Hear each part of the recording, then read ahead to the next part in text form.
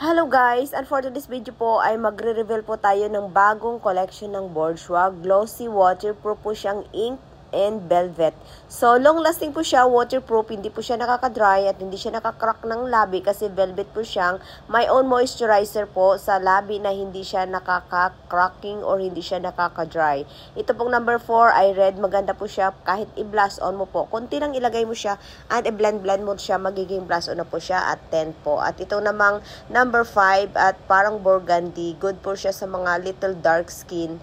And then yung number 6 po nito ay nude naman siya na may pagka-pinkes. Maganda siya kasi pwede mo siyang isama sa shadow at sa blast on. Kahit konti lang ilalagay mo. At ang number 8 ay meron siyang parang orange mix siya. Ito yung 4 color bestseller at ito pong lahat ang 8 color natin mula sa nude, red, brown, burgundy, and light red, light burgundy, red burgundy. Bali, kompleto po ang color natin. Maganda po siya guys. Talaga promise, hindi ka po magsisisi. At tingnan mo kahit na pupunasan natin ng tissue ay hindi po siya natatanggal, hindi po siya nakaka-dry, hindi po siya nakaka-cracking, at hindi po siya, lalong-lalo na po ay hindi siya yung parang pag tinanggal mo siya yung labi mo nagda-dry na, nakikita mo nagka-crack. Hindi po siya ganun. Kasi velvet po siya na meron siyang moisturizer.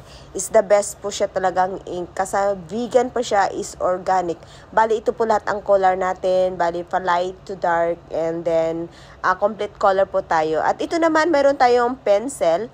Waterproof din po siya guys, long lasting, at hindi po siya natatanggal, hindi po siya nakaka-allergy kasi una-una po ay vegan, it's organic, and proven po siyang clinically tested po siyang natural at safe sa balat kahit sensitive. Tingnan mo kahit punasan siya, hindi siya natatanggal kasi waterproof and vegan. Thank you so much for watching!